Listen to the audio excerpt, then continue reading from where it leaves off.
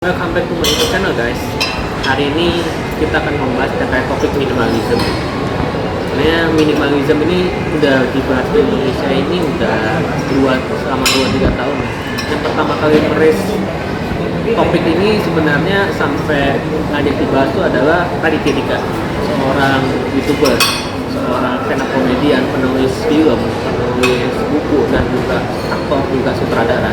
Jadi memang Raditya Dika ini memang mengangkat topik minimalism ini karena dia melihat di Indonesia ini banyak sekali orang yang tiba-tiba membeli banyak barang yang sebenarnya setelah dibeli mereka nyesel, memenuhi rumah, memenuhi kamar dan sebagainya.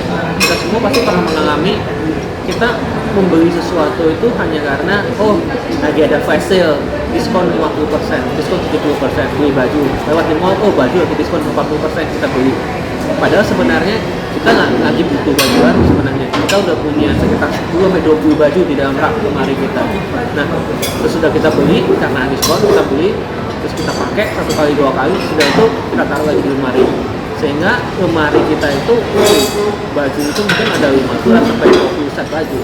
Nah, ini konsep minimalism ini sebenarnya kita mencoba dalam 3 bulan, misalnya kita per periode 3 bulan, kita akan lihat di kamar kita, di rumah kita, barang-barang apa sih sebenarnya yang tidak kita pakai selama 3 bulan terakhir, kita bisa jual atau kita bisa berikan ke orang yang lebih membutuhkan, kemudian memberi kita space yang lebih luas gitu ya.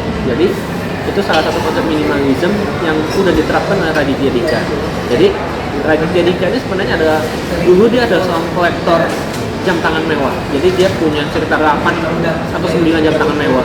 Kemudian setelah dia mempelajari minimalism ini, dia jual semua jam tangan mewah dia hanya sisakan 1 yang memang dia hanya pakai, dia paling suka dan dia paling sering pakai. Nah, sebenarnya konsep minimalism ini selain pada penerapan barang, kita juga bisa terapkan pada cara berpikir kita. Jadi minimalism ini sebenarnya bukan cuma pengelolaan rumah, pengelolaan kamar, juga pada mindset pola pikir kita.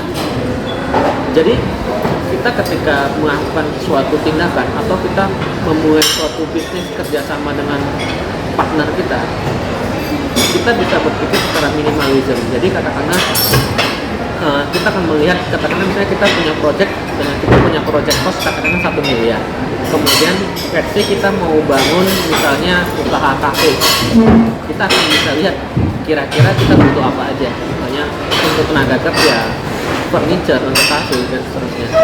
Kita bisa beli kira-kira yang sesuai dengan standar untuk kafe di daerah yang kita mau, dan juga jumlahnya memenuhi perkiraan proyeksi tampilan yang kita butuhkan. Jadi kita nggak perlu dulu katakanlah sampai menuhin 50 meja sampai full, 1 lantai penuh kafe, tapi ternyata tidak pernah keisi full semua gitu. Jadi cukup mungkin kita bisa put space katakanlah 15-20% untuk kita bikin mini acara, katakanlah kita bikin misalnya live music, kemudian kita susun meja ini dan kursinya dengan lebih efisien, lebih proper, sehingga kita tidak memerlukan terlalu banyak furniture yang akhirnya tidak menganggur, tidak berguna.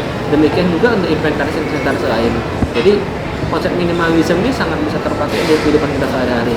Kemudian katakanlah dengan cara minimalism ini juga akan membangun efisiensi waktu kita.